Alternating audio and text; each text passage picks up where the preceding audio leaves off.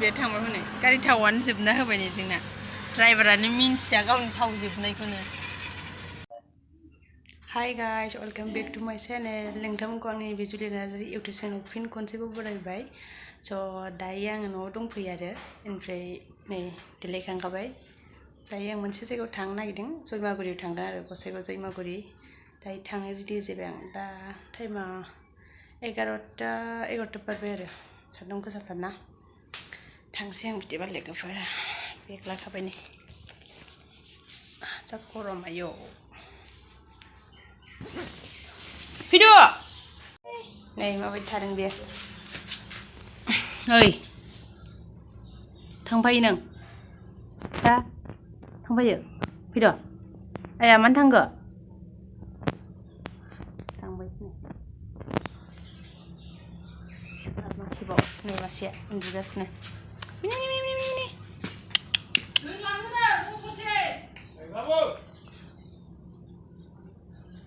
बिमा फिसा थांसै नै सान्दुङा जा गोसा आयौ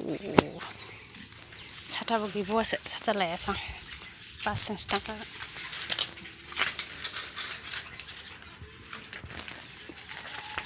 साइकेलजों थांसै ससे र' साइकेल गाखोबाय ससे आयौ मासे गोसा सान्दुङा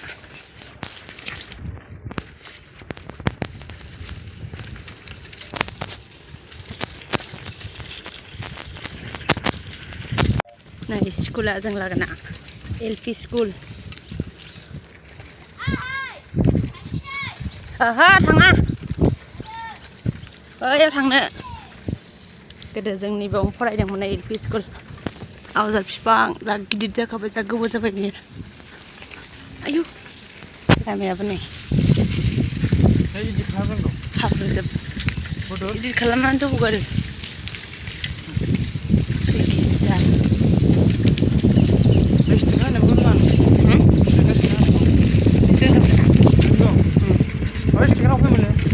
थाखायो इदिट माबायावनो एपआवनो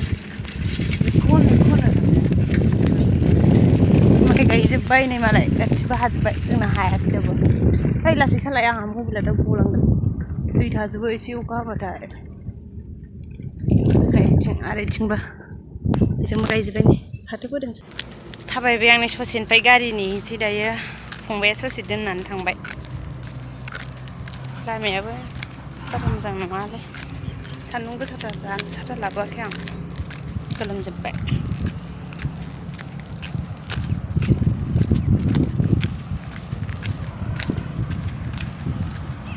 मोनबाय नै गारि नेनो नागिरबाय बासजोंनो बैयाव थाबोबाय बिफाङाव नेसिगोन बैदि बिफाङाव जा सान्दुं गोसा फैयानो गारियाबो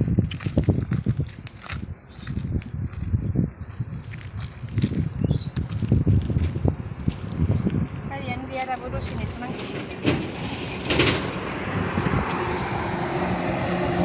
अबे थागोन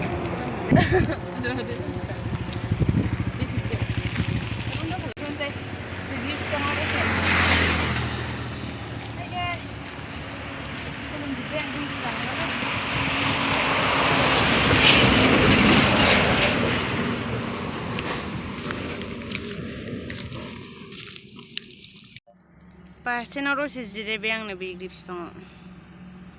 गारियानो दाबो फैया अन्थायावसो जिरायलाबायबाय आं गरमानो हाला हाइवेजों माल गारि खारलांदों गरम दिनै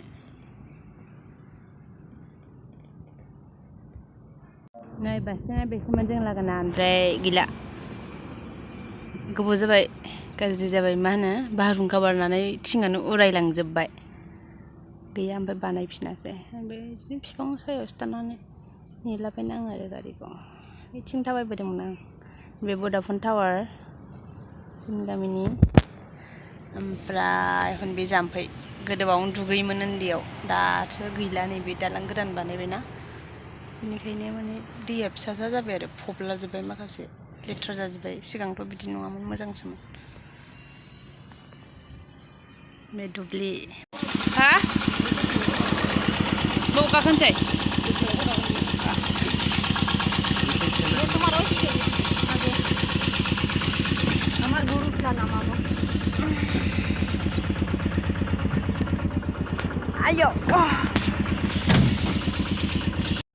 गाखोबाय नै बास गारिखौ मोनासै लेट जागोन दा ओंखायनो बेजों थांनो नागिरबाय अखाबो हानो नागिरदों मानसियानो खमथार जानो बे थांबाय हनै गारि थावानो जोबना होबाय नै जोंना ड्राइभारानो मिन्थिया गावनि थाव जोबनायखौनो दा लामायावबो गैया दिफुआव थाव सोग्रायाव नायनोसो थांबाय माखासे थांजोब्बाय मालाय दा नेथ'नांसिगोन दसे थावा मोनबोआबाथ' आलदा गारिजों थांनांसिगोन भारा होथ'वाखै मोनबाय नै ओंखारफिनबाय मेजिकनिफ्राय बेयाव थांसै साजिलायबाय आं बिदिनो मानसिया खम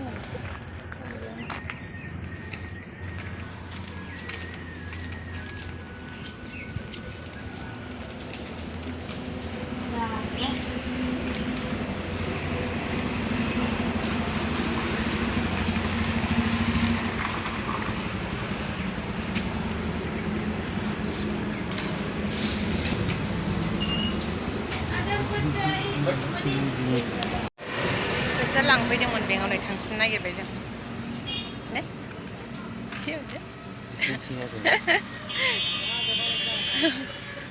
गारि नेफिनबाय नै सोर सिख'नो नै फैसा लांफैदोंमोन जों मोनबाय ओमफ्राय मानसि खम मोना ओंखायनो थाब मोनदों ओमफ्राय लेट जाबावगौमोन आरो सान्दुंआसो रुइबाय थेवबो जा गरम अखा हागोन दाहायफोर गुरिफेला बाजाराव हाबबोबाय नै जों अट'निफ्राय ओंखारनानै ओमफ्राय बेयाव एसे खामानि दंना ओंखायनो हाबलांबाय आरो दायो बाजाराव थांगासिनो नै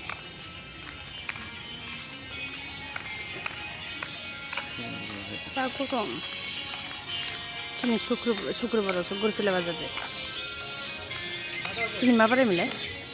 समबार दिनै माथाय बुधबार ना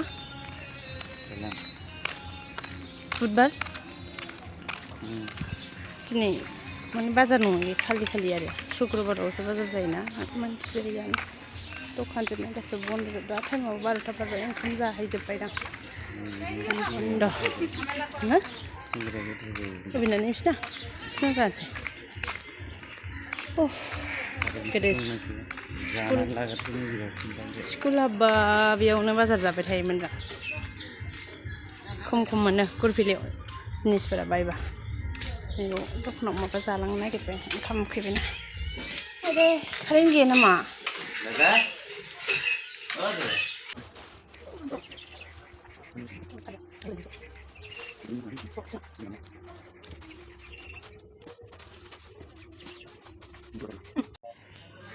सासे लोगो खानाय सिनजादों ओमफ्राय आं दसे जिरायथ'बाय जा गरम थान्दा बाराव जिरायबाय आं फार्मासि दं फार्मासिनि सियार दंमोन ना बेयावनो जिरायथ'बाय दसे नेथ'नोसै मेंबाय गारि गाखोनानै नै बाजारा सिङाव बेथ' ओमफ्राय देगानै बैथिंबो दङ बाजारा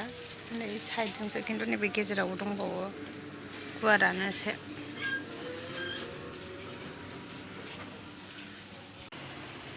दा सफैदों आंनि लोगोफोर ओमफ्राय ड्रेस चेन्ज खालामबाय आरो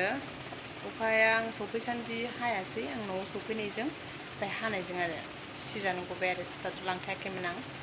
बिदिबा भिडिअखौ आं बेयावनो फोजोबनोसै ओंखाम जानोसै ओंखाम उखैबायानो दहायथ' जालाङाखैना फुङाव